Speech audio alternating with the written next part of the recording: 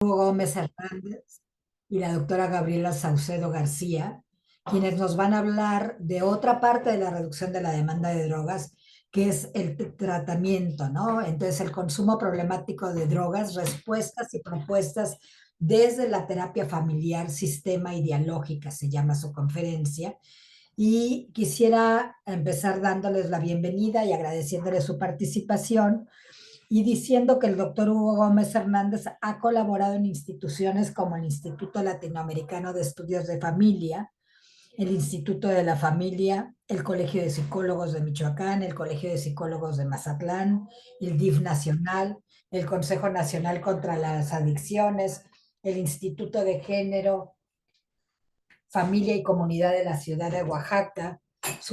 Ha sido supervisor de casos clínicos, docente de licenciatura, especialidad, maestría y diplomado en torno a y diplomados en torno a la prevención y el tratamiento integral de las adicciones, la terapia familiar, género y sexualidad en diversas instituciones para la formación de psicoterapeutas en entidades como Oaxaca, Morelia, Hermosillo, Puebla, Guadalajara, Mexicali, Guerrero, Ciudad Victoria, Ciudad de México y otras. En cuanto a la doctora Gabriela, ha trabajado en centros de integración juvenil desde hace 21 años, donde realizó valoraciones médicas a todos los pacientes, practicó pruebas antidoping en su momento aplicando espirometrías, es la responsable del tratamiento para dejar del consumo de tabaco, trabajo de terapia familiar de pareja o individual en pacientes con consumos de distintas sustancias psicoactivas.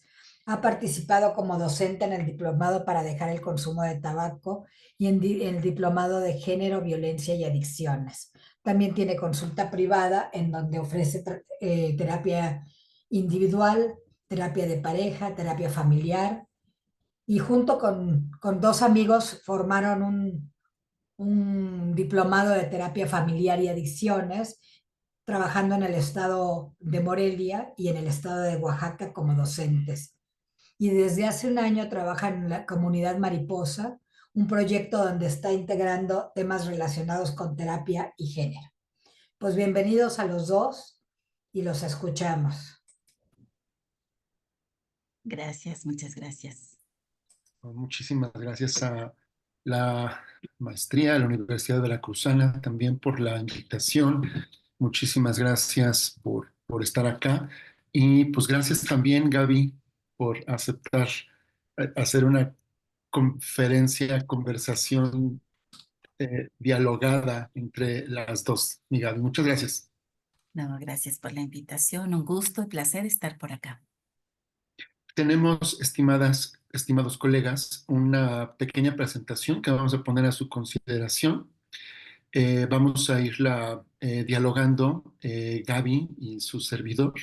Vamos a presentar un poco sobre cómo pensamos la terapia en la actualidad, ¿no, Gaby? Porque hemos venido como moviéndonos tanto de mapas como de posicionamientos, de ideas, incluido ideas desde que nos conocemos hasta la actualidad. Y se le ocurría a Gaby, sin querer hablar por ti, amiga, se le ocurría a Gaby más bien hablarlo mediante un caso clínico, cómo lo pensamos y cómo lo vamos haciendo. Desde el nacimiento mismo de la terapia familiar de orientación sistémica, el trabajo en coterapia ha sido fundamental y pues es lo que hemos venido también haciendo por un lado y por el otro de los centros importantes de la terapia familiar sistémica y sus distintas evoluciones ha sido la desetiquetación y la despatologización de las identidades y de las vidas de las personas a partir de distintos lugares, ¿no? ¿Tú quisieras mencionar algo para empezar, amiga? Sí, bueno, pues llevamos 12 años de conocernos y a lo largo de los años y de las distintas capacitaciones que hemos tenido tú y yo a lo largo del tiempo, pues trabajamos de manera conjunta, ¿no? Y por eso desde ahí ofrecer el trabajo de equipo, ofertarlo como lo venimos haciendo tú y yo y cómo a través de los años, de los conocimientos de los distintos modelos que se han presentado, que no son muchos para el trabajo de adicciones y terapia familiar, pues nosotros de alguna manera hemos venido también descubriendo cosas interesantes, ¿no? Ojalá en algún momento también tú y yo diseñemos algún modelo junto con nuestra maestra Isabel Cepeda, pero bueno, solamente sumaría eso. No. A mí, una de las cosas que me ha gustado mucho de trabajar contigo, Gaby, es también tu mirada médica, porque además de ser psicoterapeuta existencial, familiar y de pareja, la mirada médica creo que también nos centra, ¿no? En Comunidad Mariposa hemos dicho que te pensamos como un puente dialógico entre justamente los saberes médicos tan importantes para el tema que nos atañe, que es el consumo de drogas y también la psicoterapia. Entonces, para mí ha sido bastante enriquecedor que tú pongas también en la conversación y en en las sesiones de terapia, no solamente, no por minimizar, no solamente las voces de la psicoterapia, sino también la voz médica de tu formación primera, ¿no? En la FES Zaragoza. Zaragoza. Entonces, una de esas cosas es que a mí me ha alimentado muchísimo también y que me va dando ruta de que no se me... Soy psicólogo, entonces de pronto digo, no, no te me pierdas en la psicología y en la psicologización. También hay una parte biológica que creo que también es un centro importante de nuestro trabajo, ¿no? Claro, y que no debemos de poner, quitar el ojo, o sea, es muy interesante el proceso terapéutico y a veces el tipo de consumos, que esto evoluciona mucho más rápido que nosotros. No olvidemos, 800 sustancias nuevas al año cada vez se van produciendo, ¿no? Y yo te platicaba en una de nuestras reuniones que por experimentación hice antidopings en 2 escuelas de preparatoria, y en una escuela que sabemos que el consumo está muy elevado, los alumnos me decían que consumían, bueno, yo consumo marihuana, yo cristal, ¿no?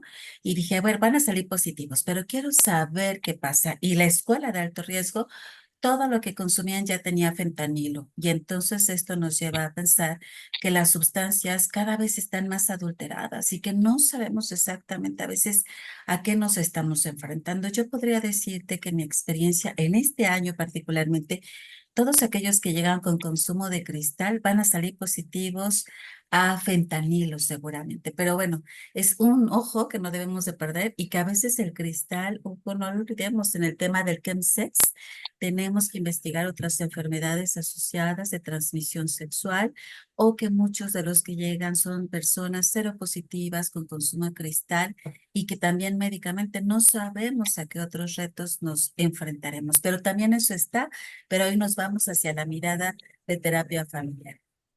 Venga, pues, que es donde nos conocemos de compañeras de pupitre. Voy a presentar, Gaby, y Sí, ahí le claro. vamos armando, ¿no? Sí. Ah, se me abrió una pantalla que ya. Em, bueno, pues versaría un poco sobre plantear algunas ideas, colegas, todas, todos, todas, sobre el consumo problemático de drogas, algunas respuestas y propuestas desde la terapia familiar sistémica y hoy por hoy también la influencia de la terapia dialógica, ¿no? Y hablar de terapia familiar sistémica, a tu mejor opinión, Gaby, es hablar de sí de modelos a lo largo de la historia, modelos de terapia, los modelos breves, estratégicos, los trigeneracionales, los de la hipótesis, los dialógicos, claro, los narrativos también se tuvieron su origen Michael White antes de ser el diseñador y representante oficial de la terapia narrativa. Era también terapeuta familiar sistémico. Entonces, hablar de terapia familiar sistémica es hablar de un recorrido grande por distintos, sí, modelos, pero yo creo que más allá de modelos, de formas de entender las relaciones humanas y formas de entender a las personas, nuestros cuerpos, nuestras emociones en la red relacional o en las redes relacionales de las que formamos parte, ¿no? Y de allí, pues una de nuestras primeras influencias es Salvador Minuchin. Cabe destacar, diría yo, el Minuchin de los 70s y de los 80s, que fue este Minuchin emblemático y provocador de los sistemas y que despatologizaba y que desetiquetaba, pero en nuestro trabajo me parece que lo que traemos de la herencia de Salvador Minuchin es precisamente la mirada trigeneracional, ¿no? Porque no podríamos explicarnos el consumo de sustancias de manera lineal en una generación, sino que nos gusta y nos interesa como terapeutas familiares abrir el diálogo y abrir también la lente para dar más contexto de las personas y cómo nos vamos relacionando. Entonces, a partir de allí, la mirada trigeneracional de Salvador Minuchin creo que ha sido una parte importante en nuestro trabajo, ¿no? Claro, desde como conocer la estructura de la familia, ¿verdad? Cómo está compuesta, quiénes son los que ejercen el poder, cómo se distribuye el poder en la familia, cómo son las alianzas, quiénes viven en este momento con el paciente identificado. No olvidemos que en esas épocas se veía al paciente identificado como el causante o generador del problema, ¿no? Y entonces Salvador Minuchin ponía un poco como el ojo de qué tipo de familia de alguna manera está creando a este consultante, gente que no pone límites, la ausencia de los roles, las edades o profesiones de los padres, el contexto donde se vive, y entonces él ponía la atención como en este primer mapa, ¿no? En este mapa de quién está con quién y quién contra quién. Y un poco causal de pronto, ¿no? ¿Cuál es el sistema familiar que produce, no así quizá, pero cuál es el sistema que produce el síntoma? ¿Cuál es el sistema familiar que produce un usuario, usuaria de drogas? Una manera, pues a lo mejor sí familiar, pero aún con cierto olor causal, ¿no? De familia, causa, consecuencia, consumo del síntoma por ahí. Claro, Luego como viene la poniendo escuela un poco, militar. perdón, el ojo en los papás, en el rol del poder, ¿no? Sí. No olvidemos, Salvador hacía movimientos que a mí me parecían muy fuertes, de si veía a los hijos triangulados en la relación de pareja, invitaba a los papás a sentarse de otra manera, quitando a los hijos de en medio o colocando a los hijos dentro, arriba de los hombros del padre o de la madre. Y como tú bien dices, en una cosa muy causal de qué está pasando en esta familia. Y ahí es donde yo enfocaría este primer movimiento con Salvador Minuchin. Y luego viene Cancrini, que también nos sorprendió. Aburridísimo Cancrini en su escritura, cabe destacar, pero con bastantes elementos para poder rescatar el tema de las toxicomanías, ¿no? Así es, fíjate que Luigi Cancrini, un hombre interesante, psiquiatra él, que trató como de reescribir o entender el tema de la salud mental con el tema de los apegos. O sea, él empezó en este libro maravilloso que a mí me encanta, que es El Océano Borderline, pues va poniendo cómo los tipos de apegos son de alguna manera los causantes de la psicopatología, ¿no? Aquellos que se mantienen en apegos de abandono, que no hay una crianza de acercamientos, de diálogo, de cariño, de amor, pues van a desarrollar enfermedades mentales. Y Cancrini, pues fíjate que fue un hombre que se interesó mucho por el tema de las adicciones. Italiano, él ocupó un puesto importante en Italia con temas de toxicomanías. Ya está muy grande. Tú y yo tuvimos una experiencia con su yerno, que la verdad tendríamos que presumirlo y cacarearlo, que no nos dio tregua el señor, porque llevamos el caso de feminicidio de esta mujer, y que pues no pudo con eso, pero bueno, a lo que vamos a poner la atención es que el Vichy Cancrini, parte de la explicación de por qué o cómo pueden surgir las adicciones se derivan en experiencias traumáticas y dependiendo de pronto cómo el trauma pareciera que puede ser el que desencadene las toxicomanías que él les pone nombre, que habla de una toxicomanía neurótica, de una ambivalente, y que de alguna manera es interesante porque pareciera que del tipo de toxicomanía es el tipo de problema de personalidad que de alguna manera vamos a encontrar, ¿no? Pero Luigi Cancrini sobre todo coloca los ojos en cómo son los vínculos, cómo surgió, cómo fue la crianza de esta persona. Si te das cuenta, ya hay un gran avance porque Salvador Minuchin se queda en esto que llamábamos la primera cibernética y la Escuela de Milán hace un movimiento muy interesante porque ahora ya no es un un terapeuta que mira desde lejos. Ahora, el terapeuta también es parte del sistema. El terapeuta impacta y el sistema impacta también al terapeuta. Y la participación es más activa, gradualmente se empieza a bajar de poder. Yo la siento en esta escuela milanesa como más horizontal. No sé qué piensas tú en ese sentido, Hugo. Y yo también lo pienso como mucho más horizontal y más conversacional, porque Minuchin intervenía. Está su libro de técnicas de intervención, tanto que la Escuela de Milán nos invita a pensar, a hacer una conversación significativa, tomando en cuenta distintas preguntas y distintas cosas. Fíjate que a mí de Cancrini, además de lo que has dicho, una de las cosas que también me gusta mucho es que nos diversifica el consumo, que no. Claro, hoy por hoy decimos, claro, hay consumos distintos, no todo consumo de drogas es adictivo, lo podemos pensar desde allí, pero el vínculo que hace el vínculo que hace Luigi Cancrini respecto al apego y el tipo y la función del consumo para esa persona en lo particular, me parece como muy atrayente y a mí me ha dado sentido cuando trabajo, por ejemplo, terapia individual, que no por ser individual deja de ser sistémico, pero me va dando ciertos rumbos.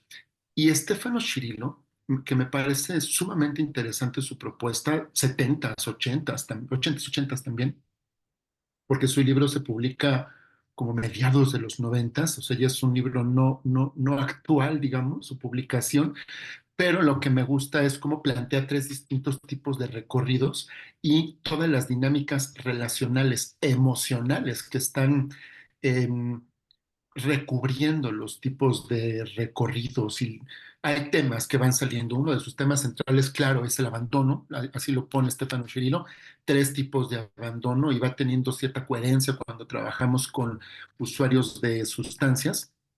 Pero no solamente eso, sino que también, a mí lo que me gusta de Stefano Cirillo es cómo pone la mirada citrigeneracional también evolutiva a lo largo del ciclo vital, dice Shirilo, el síntoma se esconde y se construye a lo largo del ciclo vital.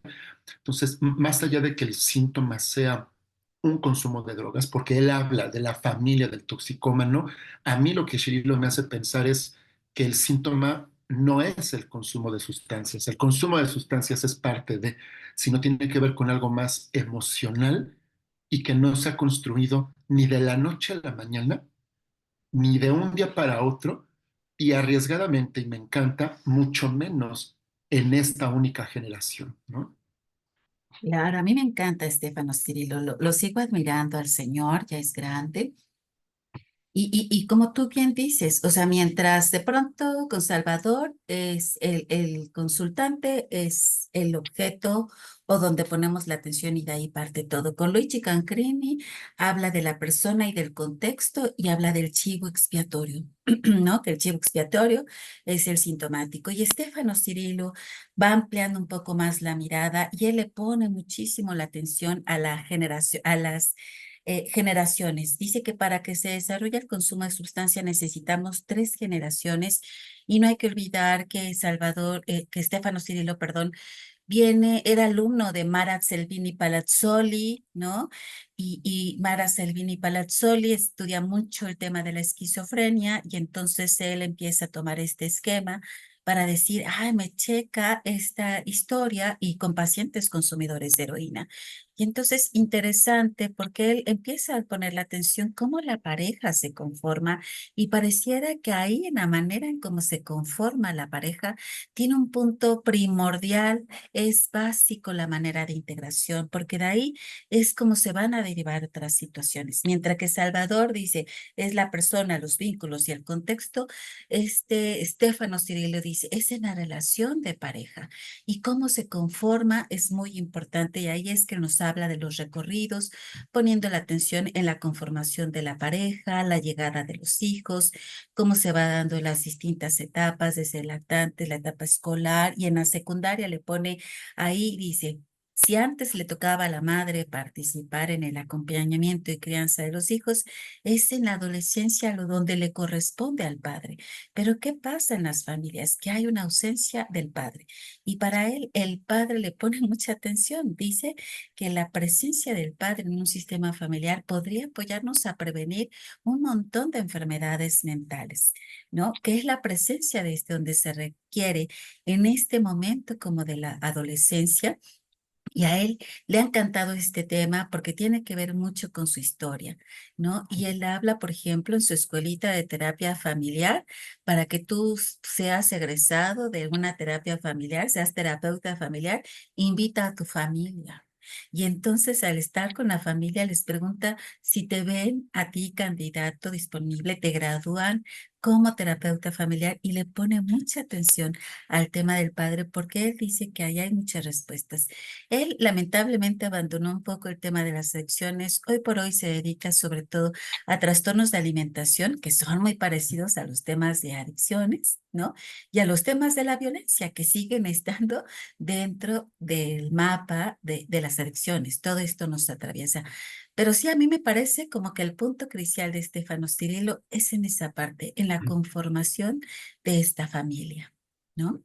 Y aquí, hasta aquí, juntos, juntas tú y yo, en la formación, y En la después formación. nos bifurcamos porque tú te fuiste a la escuela italiana de la terapia dialógico-relacional con Bertrando Lini y eventualmente también con Peter Robert. Y allí diría yo, ¿cómo te alimentó esto, Gaby, A mí me para tu trabajo alimenta. de adicciones? Sí, a mí me alimenta mucho porque Paolo Bertrando, pues tiene muchos conocimientos. De hecho, tiene un libro de la historia de la terapia familiar y entonces hoy pone la atención en la importancia de colocarnos como terapeutas desde un plano horizontal, como desde un plano donde nosotros vamos a proponer, nosotros nos damos las respuestas, donde no nos colocamos de pronto como los expertos. Claudia Lini, hoy por hoy es su esposa, y juntos mantienen su escuelita de terapia dialógica allá en Italia. Y bueno, Bertrando en este momento, en esta terapia familiar, coloca la atención en el situarse. O sea, cómo nosotros estamos situados. Situados habla como de emoción. Los que yo estoy acompañando en este proceso terapéutico, qué emociones se miran, se sienten. Hay sentimientos dominantes, hay sentimientos tácitos y nuestra tarea es sacar un poco los tácitos, ¿no? Porque los dominantes, pues ya los vemos y son los que de pronto nos colocan en problemas. Pero ¿de qué tratan estas emociones tácitas, estas emociones que no están dichas? Y también nos invita a colocarnos como terapeutas dónde nos vamos a posicionar, cómo nos posicionamos frente a los que tenemos. Nos ponemos o nos colocamos desde un lugar de autoridad, nos colocamos en un lugar de diálogo, de colaboración, me coloco de pronto como en una cuestión como salvadora y esos posicionamientos nos van dando información de lo que la familia de alguna manera nos solicita. Eso está en el sistema, eso está colocado en ese plano. Y entonces él trabaja a través de las hipótesis. Hay que recalcar que los anteriores todos trabajamos con hipótesis en terapia familiar, pero Bertrando la diferencia que hace es, voy a hacer, o sea, estas hipótesis que yo tengo, no me las quedo yo, sino de alguna manera, ¿cómo las puedo colocar en el sistema familiar, indagarlas, preguntarlas, para saber por dónde es que va la familia, por dónde van las personas? Porque lo que yo pregunto no viene, no es una pregunta que le hago a todos mis consultantes, es una pregunta que surge con esta persona en este momento, bajo esta historia, y mi pregunta es saber desde dónde la estoy realizando. Su esposa Claudia Lini, ella sobre todo la sugerencia es en este tema de los microprocesos. Estamos con la familia, pero estamos también con nosotros, pero de pronto es importante que nos veamos como en un tercer plano de cómo nos estamos mirando en la conversación, ¿no? Porque eso también brinda información. Entonces, Claudia Lini le pone muchísima atención a los temas de los microprocesos. Y ahí es donde están Paolo Bertrando y Lini, Y además también como en este diálogo del terapeuta, te decía yo como, ¿por qué hice la pregunta que hice? ¿Por qué me salió este gesto? Porque todo eso es información para ponerla al servicio en la hipótesis. Y a su par, Peter Roberts, pues también viene haciendo cosas interesantísimas. Peter Roberts, sobre todo su trabajo se ha centrado en terapia familiar con niños. Y bueno, él ha hecho muchas aportaciones a los temas dialógicos. Algo que a mí me encanta de Peter Roberts, él le pone mucha atención al diálogo interno del terapeuta. Él habla sobre la importancia de la intuición nuestra. Nuestra intuición es sabia. Y entonces él nos invita como, a ver, cuando estoy con esta familia, igualmente, ¿qué preguntas me hago? ¿Qué sensaciones tengo? ¿Desde dónde intervengo? Él quisiera de alguna manera invitarnos a trabajar nuestros puntos ciegos, porque todos los terapeutas tenemos puntos ciegos, de ahí la importancia de ir a terapia y de estar en supervisión, porque nuestras historias pueden mezclarse, pero él eso nos invita como, ¿cómo están los diálogos construyendo? ¿Cómo se construyen nuestras hipótesis? Él ha hecho una clasificación muy interesante que me parece muy útil, que antes de tener las sesiones en la terapia familiar, elaboró un cuadro. Y entonces él dice, ¿cuáles son las preocupaciones de esta familia? Y les deja de tarea a todos los integrantes, sean niños o adultos, que nos platiquen por escrito, porque para él es muy importante la escritura, que nos cuenten de todos los integrantes de la familia, quién es el más preocupado, por numeritos, ¿no? Del más preocupado al menos preocupado, incluyéndose ellos mismos, y de qué tratan estas preocupaciones, ¿no? Y este es un tema que él aborda en esta primera sesión, porque él siente que desde ahí ya se están construyendo hipótesis sobre a quién tendría que estar mucho más atento, ¿no? Como en esta historia dominante, de lo cual tú hablarás más desde la terapia narrativa, y quiénes son de pronto los que de alguna forma están más callados. A veces hasta en estas respuestas es, ya sé quién va a ser mi coterapeuta en la familia, porque los niños son maravillosos, ¿no? Con el tema de las metáforas. Y eso es lo que va haciendo un poco Peter Roberts. Hay una historia que nos cuenta como todo el tiempo en este trabajo que hace de una niña que iba a atender, que había sufrido un abuso sexual y que la nena llevaba varios procesos terapéuticos y no quería hablar, no quería construir diálogo con absolutamente nadie. Antes de que él ingresara a la familia, salió del consultorio a la sala de espera, quería un café, agua, y vio a una niñita que estaba cargando a su muñeca. Y entonces él le pareció una escena muy tierna, se acerca a la niña que va cargando a la muñeca y se acerca y le dice a la muñeca, tienes una mamá que te cuida con tanto amor que me conmueve. Y ya la niña se sonrió y le dio mucho gusto y él siguió su camino. ¿Cuál era su sorpresa? Que esa niña era la consultante que había pasado por muchos procesos terapéuticos y no quería hablar, y con él, bueno, habló, platicó, dijo, y la familia estaba muy sorprendida. Y bueno, la niña había sido muy violentada en procesos previos, nunca la dejaban pasar con la muñeca, se la quitaban, y entonces él es donde dice, confiemos en nuestras intuiciones, son sabias. Pongámoslo sobre la mesa porque esos son recursos para el terapeuta y trabajar en el sistema familiar, ¿no?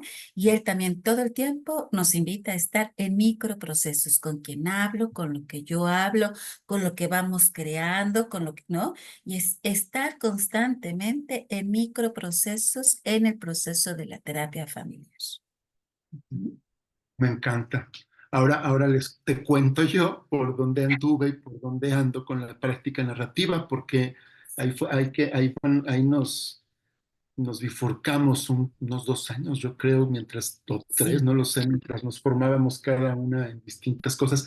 A mí de la terapia narrativa me gustó mucho, que me generó mucho sentido la propuesta de incluir la mirada de la posmodernidad en la psicoterapia, ¿no? Del libro de Conversación, lenguaje y significado, conversación, lenguaje y algo así, de Harlin Anderson, donde justamente ella es el primer gran texto que trae las ideas de la posmodernidad de la terapia familiar o la terapia sistémica, ¿no? Que tiene que ver con el postestructuralismo de Foucault, que tiene que ver con develar las relaciones de poder distintas, entre ellas la relación de poder respecto al género, que tenía que ver con una práctica conversacional, que también tenía que ver la posmodernidad con el construccionismo social, con la lingüística. Y para mí es muy interesante cómo de todo lo que les hemos contado acá y platicado tú y yo, gran parte del desarrollo de la terapia familiar es porque se han alimentado de voces externas a la psicología, a la psiquiatría y al psicoanálisis también. Entonces es muy interesante cómo la identidad de la terapia familiar se ha conformado por saberes que no precisamente vienen de las ciencias biológicas de salud mental, todo esto, y la práctica narrativa también tiene que ver con esto. Ahora, a mí me ha gustado mucho continuar con la práctica narrativa cuando tengo consultas, sobre todo con adolescentes, chicos, chicas, consumidores de sustancias, porque puedo yo poner aquí justamente las conversaciones. Hay distintas conversaciones en la terapia narrativa. Las que más recurro a ellas son todas las conversaciones de externalización. Y la externalización no como una técnica, porque hay gente que te dice la técnica de la externalización de la terapia narrativa, güey, no, no es una técnica, es una postura terapéutica, es una postura ética de cómo comprendemos las cosas, en la cual desde Michael White, la persona es la persona y el problema es el problema, ¿no?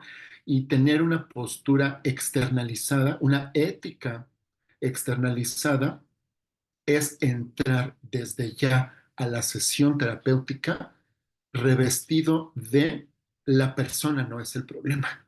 Y eso es también ético porque despatologizamos a la persona.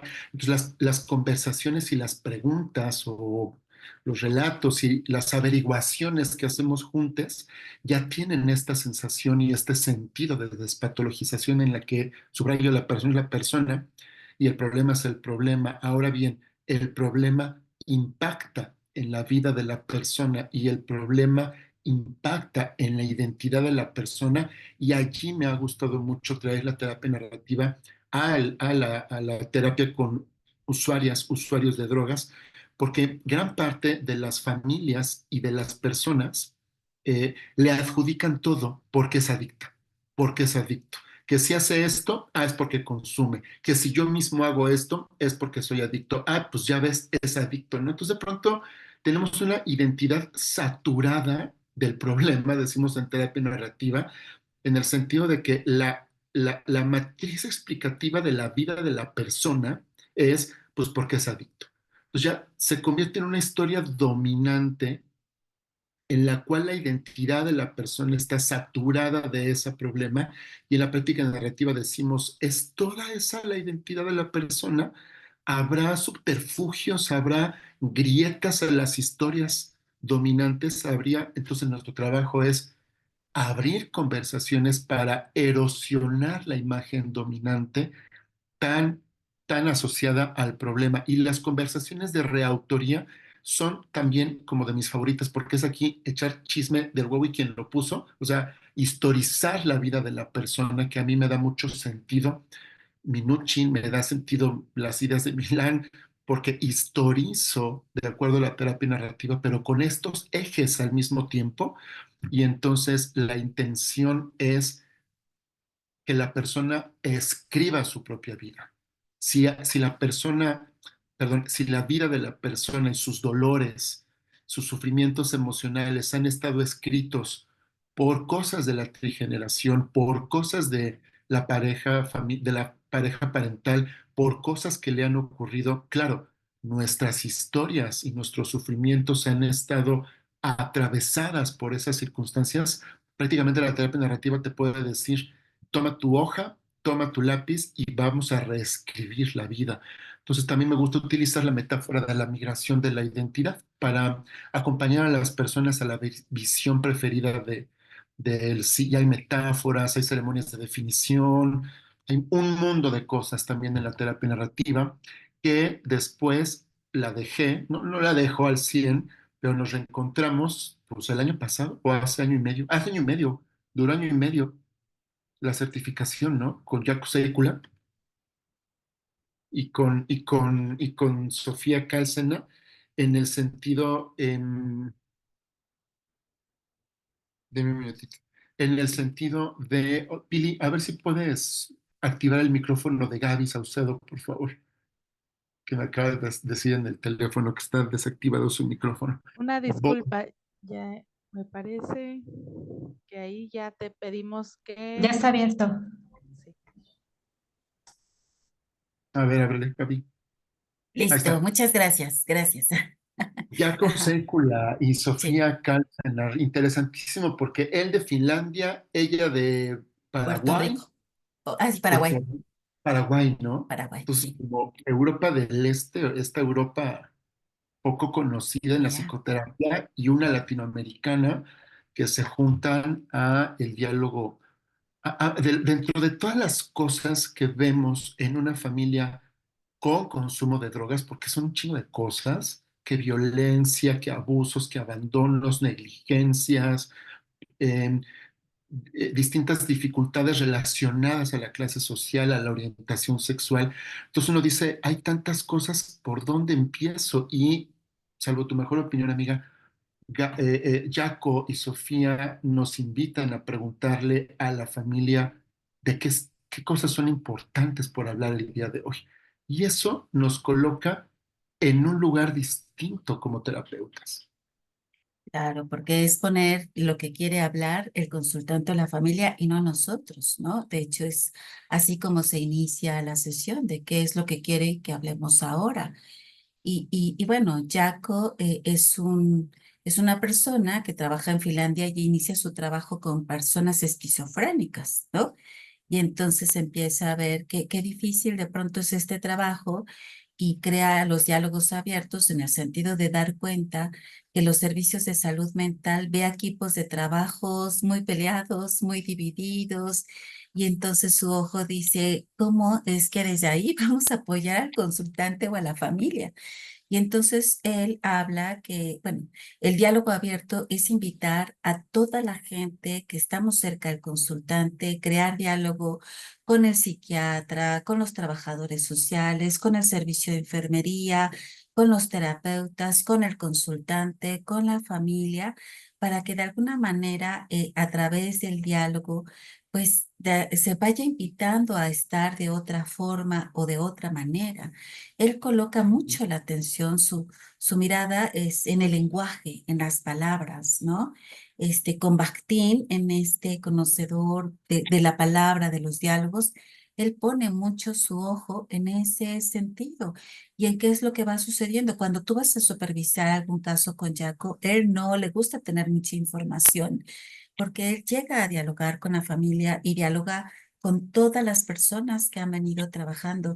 Y suceden cosas muy interesantes, porque es escuchar la voz de, por ejemplo, del psiquiatra desde la medicina, de si no toma su medicina va a haber una recaída y no queremos internarlo, sobre el servicio de enfermería, es que es tan cooperador cuando ha estado internado, pero cuando algo subidito de tono se le indica. Entonces es muy interesante y su apuesta de Yaco es que estos pacientes, pues se les puede empezar a disminuir la cantidad de los medicamentos que de pronto en la mirada psiquiátrica es algo que no se observa y que no se mira y que se dejan tratamientos farmacológicos también por la eternidad. Entonces, él empieza a lanzar esto, nos hace mucho sentido a mucha gente y ahora que viene a capacitarnos, porque no somos tantos, mi Hugo, somos cerca de 80 personas a nivel mundial que nos estamos capacitando con él y que la idea es poderlo poner en nuestros contextos, porque también Jaco todo el tiempo lo coloca en contexto de conocer un poco los usos y costumbres de con quien se está trabajando, porque eso también es básico y que ahora ya lo tenemos anotado en todo el proceso terapéutico, em, es como que lo podamos llevar a nuestras trincheras, ¿no? En este caso, a ti y a mí de pronto se nos ocurren adicciones, pero seguramente habrá otras compañeras que tengan, que lo tengan o lo posicionen en temas de violencia o en temas de trastornos de alimentación y que ahí es donde nosotros queremos enriquecernos en este trabajo de red. Yo podría resumir que, como lo miro, es un trabajo de red, nos invita a trabajar Yaco desde otras miradas, ¿no? Desde otros lugares, desde otros espacios, trabajando desde nuestra humildad, por supuesto, todo el tiempo, porque Jaco es muy callado, finlandés, es frío, pero las palabras que de pronto dice cuando hay un diálogo están llenas como de emoción, de impacto, y eso es a lo que él de pronto nos va invitando. Mientras que Sofía, de pronto en esta cosa de la resonancia emocional, ella le pone este toque junto con Jaco de emocionalmente qué nos pasa, qué nos dice con este que tenemos frente, ¿no? Y se suma con ellos Tom Eric Arnicke. ¿Sí lo conoces a él, Hugo? Sí, sí, en CEU, vino a CEU pues en noviembre del año pasado, hace un año, y estuvimos justo en el curso con Tom Arnke. Y a mí quisiera nada más puntualizar un poco, amiga, las sesiones de diálogo abierto son con un montón de gente porque invitamos al usuario de sustancias y a su red social, sus familiares, sus amigues, a algunos los familiares que quiera y a los que no quieran, no, a todas las personas significativas, incluido su padrino o su madrina, su psiquiatra, el tío, probablemente el asesor espiritual, el pastor o el sacerdote. Entonces son sesiones de diálogo en red donde podemos estar 12, 13 personas hablando y uno podría decir qué relajo se hace por allá. La verdad es que las preguntas que nos invitan Jaco y Sofía del diálogo abierto con tanta gente, va construyéndose un diálogo súper reparador, súper despatologizante con esta resonancia emocional que, como bien dices, la pone Sofía. Es interesantísimo que la terapia deja de ser terapia familiar. La terapia empieza a ser una terapia en la red emocional, social, significativa de la persona. Y del Tom Ankiel, los diálogos anticipatorios que prácticamente yo resumiría como para ahorrar tiempo es cómo se ve la persona en el futuro y cómo poder llegar a ello.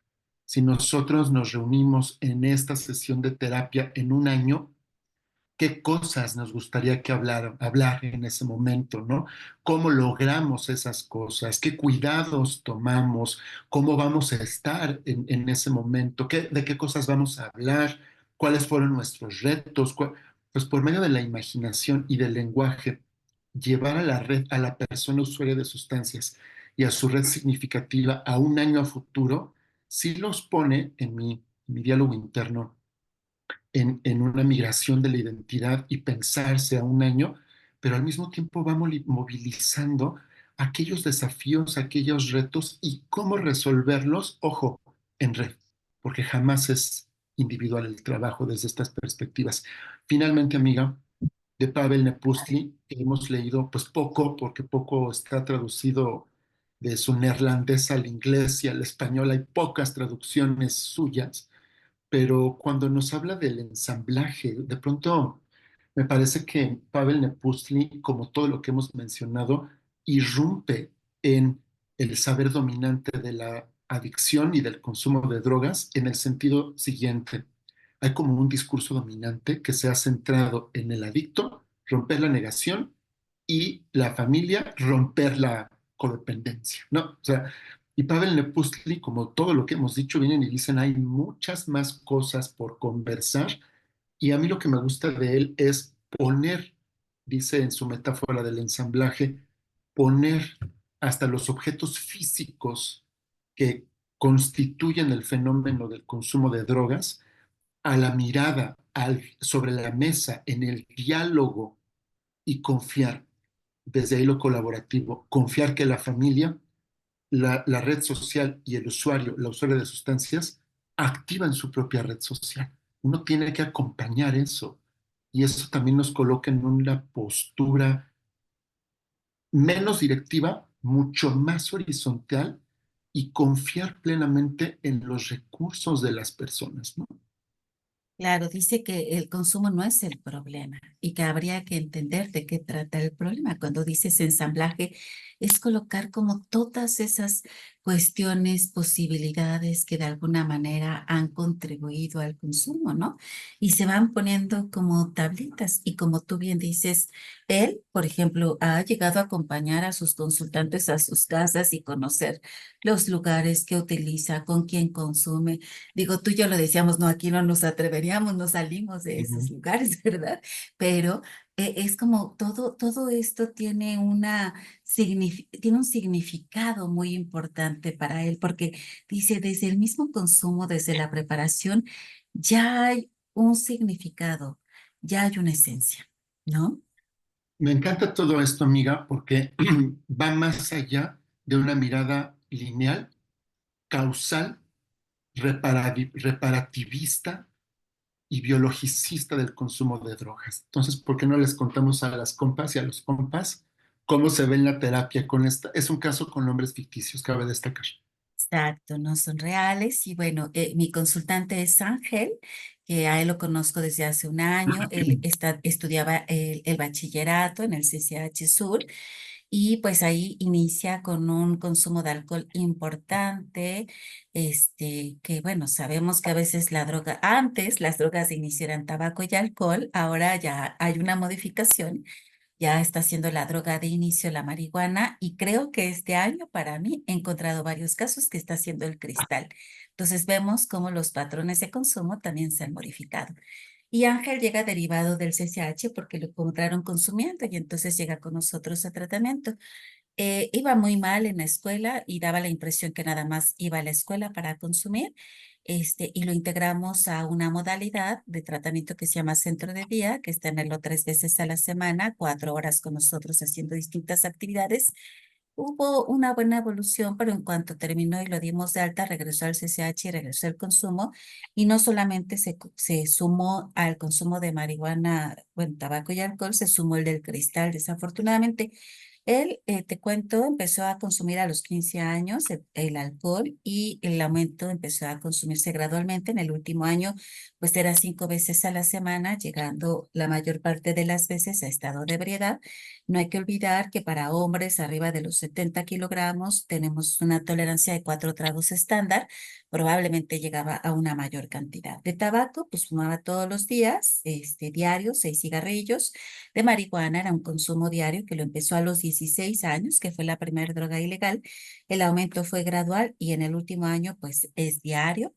A los 17 años tuvo consumos experimentales con cocaína inhalada, con LSD, con dextrometorfano, como con 2 o 3 frasquitos al día. No olvidemos que el dextrometorfano, que es un jarabe para la tos, en dosis elevada funciona como un alucinógeno. Experimentó con el clonazepam y en el último año, pues el consumo de cristal es diario, ha sido muy importante. Ya no estudia, fue internado en 2 momentos, pero solo él soporta un mes de estar internamiento. Dice que no le gusta el encierro. Ángel es el hijo mayor de Gabriel y de Sofía. Gabriel tiene 38 años y Sofía 36. Gabriel se casan, bueno, se juntan ambos muy jóvenes, ¿no? Porque estaban embarazados. Y ya en el matrimonio, Gabriel hizo su carrera de administración y empresas. Gabriel tenía un fuerte consumo de alcohol, él es un hombre violento, llegó a agredir a Sofía con violencia emocional y física. Y yo no descarto que también por ahí violencias económicas. Sofía tiene 36 años, es la mamá, perdón, de Ángel y Fernanda. Ella recientemente empezó a cursar la carrera de Derecho. En este momento está haciendo un diplomado para obtener su tesis. Fernanda tiene 17 años, ella estudia en el CCH Oriente y pues tiene un par de meses que Fernanda ha iniciado el consumo de alcohol en exceso, y consumo de marihuana también. Y pues para mí ambos son situaciones preocupantes. Ángel por momentos ya presenta ideas paranoides, ajá, eh, tiene ideas delirantes de daño, perjuicio, por momentos llega a tener alucinaciones visuales. no dura mucho tiempo en la abstinencia porque la presencia del estado de ánimo depresivo, el dolor del cuerpo, hacen que él vuelva a consumir la droga. Quien ha estado en tratamiento siempre es Ángel, nunca nos habían llevado a Fernanda. Hemos trabajado con los papás, pero Gabriel se enojó enormemente y ya no quiso continuar la terapia familiar, pues porque se le hicieron observaciones con respecto al rol, a cómo estaba en este sistema familiar. Sofía se integró a un grupo de mamás y de papás que muchas veces cuando los consultantes no quieren ir a un tratamiento, trabajamos con quienes se dejan en el sistema familiar. Y recientemente conocí a Fernanda y ella está en disponibilidad de acudir a terapia individual, porque además descubrí que Fernanda también tiene un antecedente de trastornos de alimentación. Fue bulímica entre los 13 a 15 años de edad, ¿no? Y así es como está la familia. No sé qué te gustaría sobre tus hipótesis, Hugo, construyamos hipótesis. ¿Cómo ves? ¿Qué piensas? A mí, justo cuando yo escuchaba las edades de les Sí.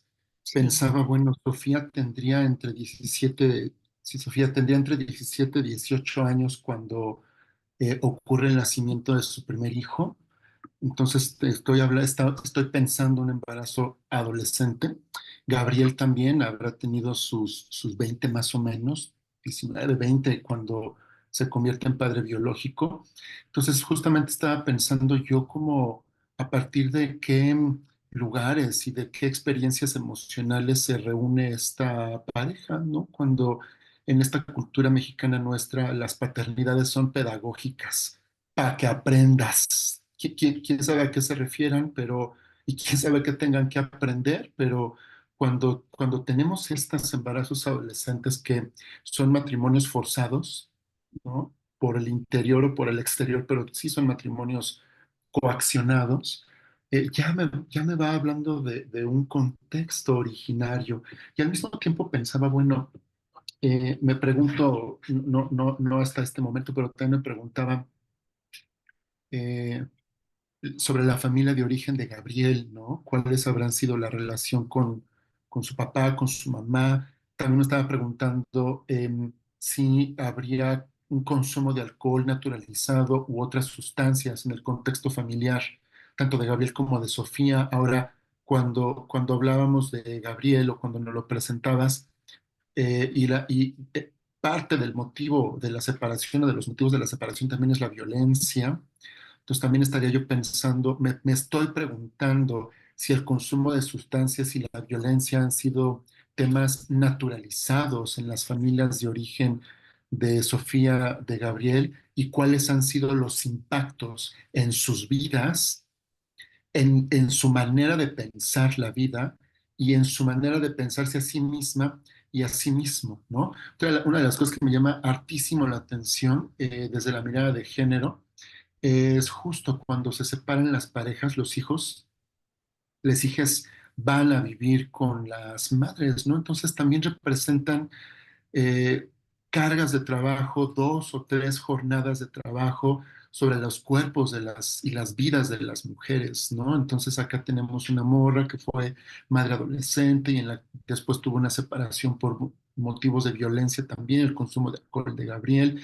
Pues también estaba preguntando emocionalmente cómo está ella, ¿no? O sea, porque desconozco acá hace cuánto tiempo se separaron, pero cómo le fue en la separación, cómo le fue con la violencia, porque la violencia también deja los impactos en las vidas de las personas y en las vidas de las mujeres que cambia e impacta considerablemente en la idea de sí mismas y en las capacidades. Hoy por hoy también sabemos que en la neurobiología de la violencia tiene impactos cerebrales y que también esto cuenta a la hora de hacer la vida. Entonces, desde este punto de vista de nuestras maestras brujas feministas, también sería interesantísimo ver cómo ella se encuentra. Claro, hay una parte reinteresante que está terminando su tesis o está haciendo su tesis, y eso también me habla de recursos por parte de Sofía, pero también me la hipotetizo cansada, porque no sé, o sea, trabajar la tesis, que sabemos que la tesis es una chinguita, pues, pero también el trabajo. y el impacto de un hijo consumidor de alcohol, mota, cristal y una hija con trastornos de conducta alimentaria. Al mismo tiempo, me pregunto, pues, ¿cuál fue la dinámica del contexto familiar donde han crecido estos chavitos, Ángel y Fernanda, de 19 y 17, que tempranamente incurrieron en el consumo de sustancias en temas de alimentación, en temas de cuerpo, ella también? Entonces hay como varias hipótesis que se me están ahí ocurriendo. Y una de ellas, última, es también los contextos, porque, bueno, CCH Sur, CCH Oriente, estamos hablando de escuelas públicas también, bendita sea la escuela pública, y también en las escuelas públicas tenemos una Claro, problemática bien fuerte de narcomenudeo allá adentro. Y entonces, sí. los contextos, parece ser que tanto los contextos familiares inmediatos de Ángel Fernanda, como los contextos secundarios del barrio, y de los coetáneos, las coetáneas en la escuela, el consumo siempre ha estado presente. Entonces también allí me entra la duda de cómo ha sido, hipotetizo, una posible naturalización de los consumos y los riesgos que esto trae, claro, para la vida de Ángel, pero también para la vida de Fernanda en el sentido de peligros. Estamos en un país que viola a mujeres y que asesina a mujeres, eso lo tenemos que mencionar. Pues también hay por ahí una preocupación mía en torno a esto, ¿no? Y en el caso de la Fernanda, alcohol y marihuana, disculpen, son depresores, entonces no sé si tenga que ver un contenido ansioso, y en el caso también de Ángel, si hay una cosa de dos depresores, pero entrándole al cristal, no sé, me preocupa mucho por la farmacología propia del cristal. Por ahí estoy pensando, Gaby. Claro, muy interesante todo lo que me dices. Y bueno, de Gabriel, del señor Gabriel, pues su papá del señor Gabriel también fue un hombre alcohólico y violento. Y entonces pensaba en el tema del género, como el ser hombres también es como consumo de alcohol y violencia, ¿no? Si bien Ángel en este momento no está violentando a nadie a su alrededor, la violencia viene contra sí mismo porque ya le hizo el brinco de cambiar de sustancia. El abuelo era alcohólico, el papá fue alcohólico y él cambió de sustancia probablemente ante el desafío de cómo se va desarrollando la masculinidad y el género en este momento, ¿no? Sofía, o sea, pienso tal vez en género en este tema, en este tema de Sofía, una mujer pues callada, ella es cristiana, pero no se le ve como cosa activa. Tú decías los impactos de la violencia. Claro, hay impactos a nivel neurológico que no solamente es a nivel como emocional, y entonces yo siento una mujer extremadamente deprimida, no logra tener presencia ni voz frente a los hijos. A veces siento que los hijos en un intento de, mamá, regáñame, dime, ponme límites, que esto no se debe hacer, que tanto también viene como un desafío a través del consumo, ¿no? Gabriel y Sofía se separaron hace 4 años, no es una separación de mucho tiempo, Ujú. pero manteniendo las violencias, Sofía se queda con los hijos en un primer momento, pero Gabriel pues da el dinero a cuentagotas. Y entonces los chavos comprenden que es mejor irse con su papá para tratar de conservar pues las comodidades que tienen, porque mamá no se los puede ofrecer. Y justo de pronto es como quieren estar con mamá, pero de pronto se van con papá porque papá violenta económicamente a la madre. Y creo que son estas dinámicas las que no nos han ayudado, porque si Gabriel pone un límite, se van corriendo con Sofía. Si Sofía los regaña, se van con Gabriel. Y creo que estos sistemas para nada han favorecido a nosotros. Te cuento rápido, tengo otra pareja muy similar, están separados, el hijo está en un grave consumo de drogas y la pareja que estaba tan violentada y tan enojada, hoy llegó a un acuerdo de vivamos juntos, ¿no? Para mantener y sostener a este hijo que consume y lo han hecho maravilloso. Estoy sorprendida. Y entonces lo pongo un poco sobre el escenario a estos papás porque no les está alcanzando a estos padres. Gabriel tiene 2, 3 trabajos. Sofía trabaja y estudia y no ha podido ni siquiera participar ni colaborar con nosotros en el tratamiento porque quieren dar lo mejor de sí a los hijos. Y entonces, ¿cómo está también el tema de la supervisión? ¿Cómo está el acompañamiento? Y que son temas de contexto. No es que sean malos padres o malas madres, no alcanzan muchas cosas, ¿no? Pero bueno, eso ahí también, sí, dime.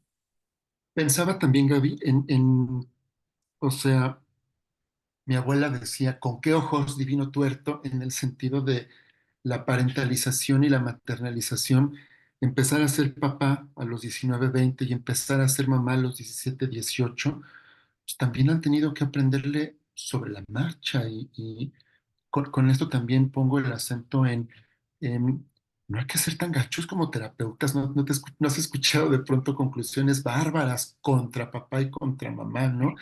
Ahora, para cerrar diría yo, y ya después tú cierras, ¿no, mi Gaby? Em, la, em, la relación con Gabriel, la relación con papá, porque con esta intermitencia también hay un modelaje de cómo ser hombre y también hay un modelaje respecto al género, por supuesto, y lo reparador que puede ser la relación de Gabriel para con sus hijos. No solo en el tema de que el padre es la autoridad, porque las madres también son autoridad, benditas sean las diosas, sino en la reparación de las relaciones, y allí me uno contigo a la mirada de género y masculinidad. Creo que tenemos que ir terminando, amiga. Sí, ya nada más yo termino. Yo siento que papás que se embarazaron tan jóvenes, pues también no saben de lo que trata la adolescencia, ¿no? Se hicieron papás a muy temprana edad. Y entonces yo estoy segura que ellos ni siquiera saben de qué trata una fiesta y un cotorreo en los contextos sociales. Pero bueno, cerramos con eso.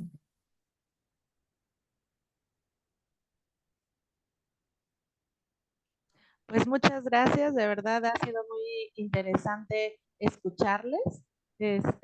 Antes de comentar algo más, no sé, tienen en el chat muchas felicitaciones, entonces a ver si alguien se anima con algún comentario o pregunta.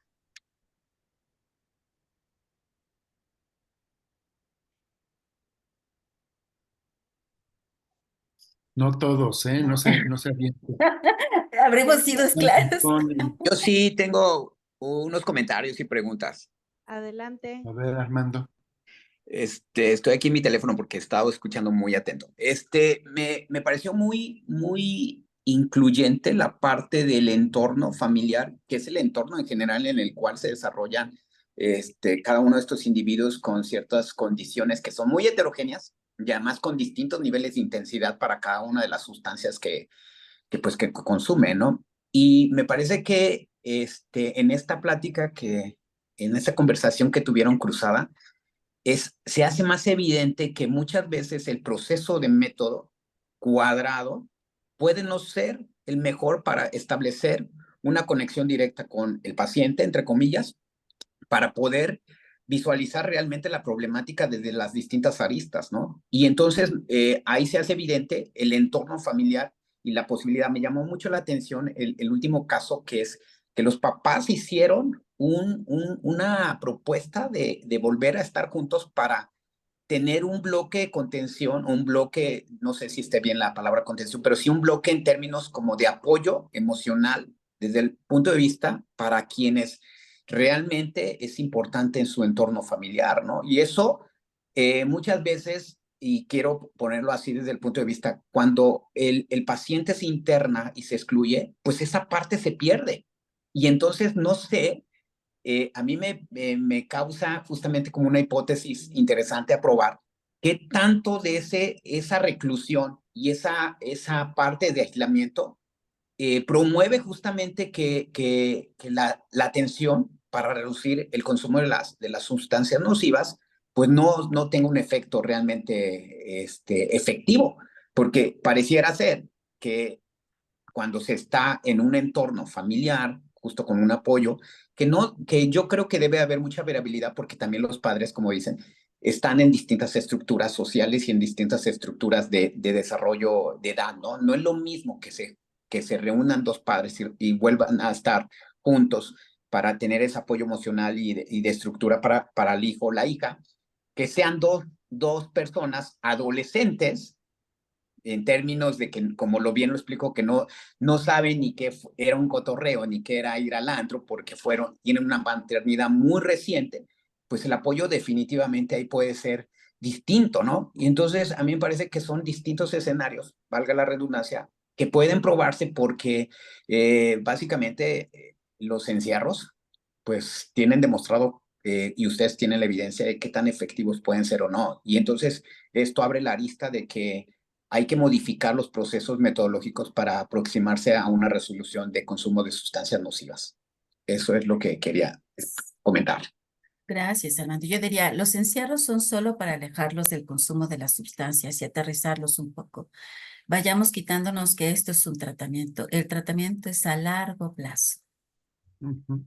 Y yo también diría, si el internamiento, encierro, forma parte del más de lo mismo de la familia, yo digo, entonces no, porque si vamos viendo que va la pauta familiar relacional histórica, va haciendo que se haga cargo alguien, que se haga cargo alguien, que se haga cargo alguien, que se haga cargo la clínica, no, mi ciela, nos hacemos cargo entonces aquí, porque si no estaremos contribuyendo a su más de lo mismo y Gaby, Julio han trabajado esto, nos convertimos en terapeutas homeóstatas, no hay cambio, es un más de lo mismo, ¿no? Muchas gracias.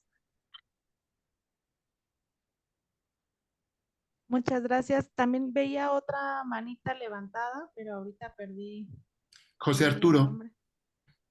Ajá, José Arturo, cierto. Bueno, alguien que está en la en máquina el de José teléfono de Arturo. José Arturo, Sí. a menos que seas José Ay, Arturo y soy bienvenida. yo, una disculpa, me prestaron este equipo, y olvidé renombrarme, pero bueno, primero que nada quiero felicitarlos por el trabajo que considero que es, desde mi perspectiva, muy novedoso, y me quedo como con ganas de poder vivenciar algo de lo que ustedes trabajan.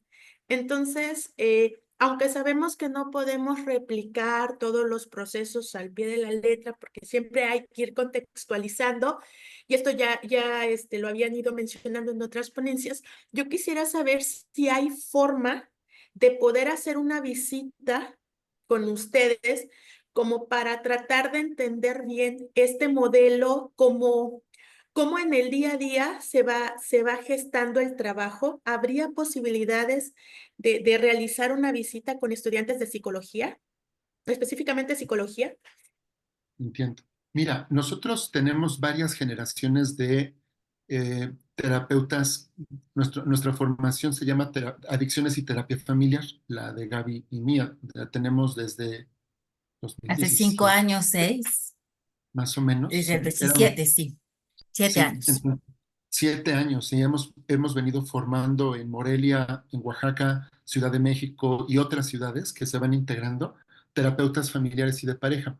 Entonces, una de nuestras intenciones es tener un grupo de supervisión de casos.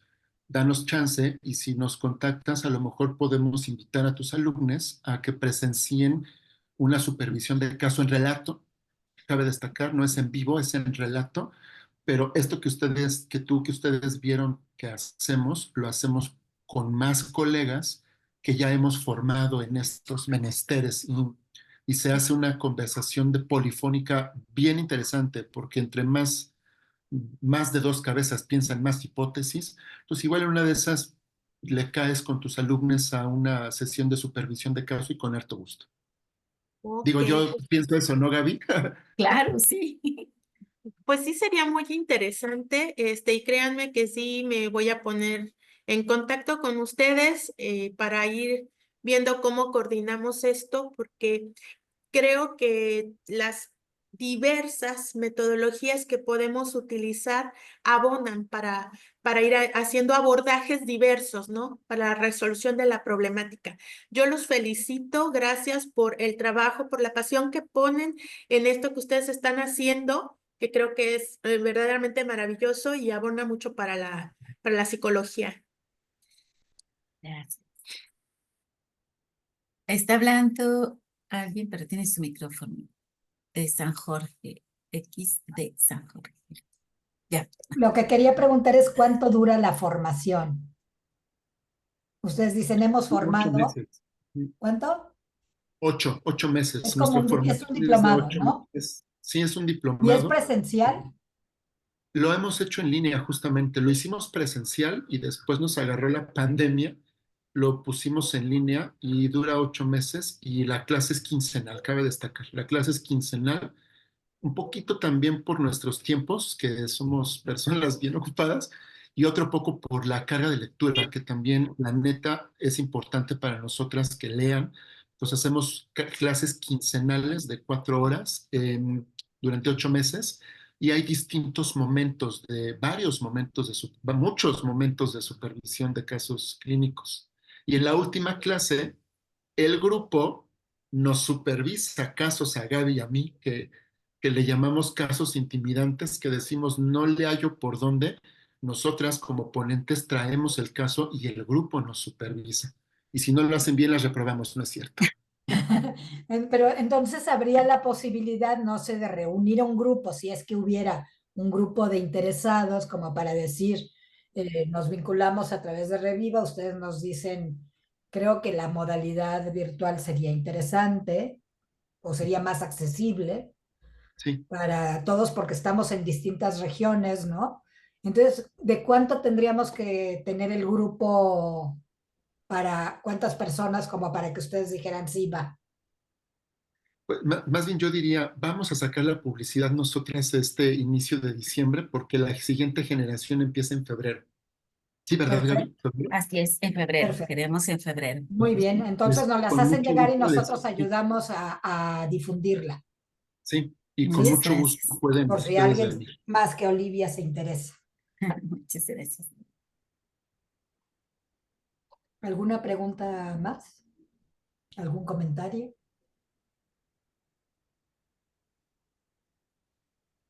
Pues muchísimas gracias, de verdad. Yo me tuve que ausentar un momento, pero me da mucho gusto estar aquí para agradecerles su participación, la constancia de Gaby, la constancia de Hugo, que les haremos llegar lo más pronto posible, y agradecerles nuevamente su participación, su colaboración con este 13º foro de investigación-acción. Y bueno, solo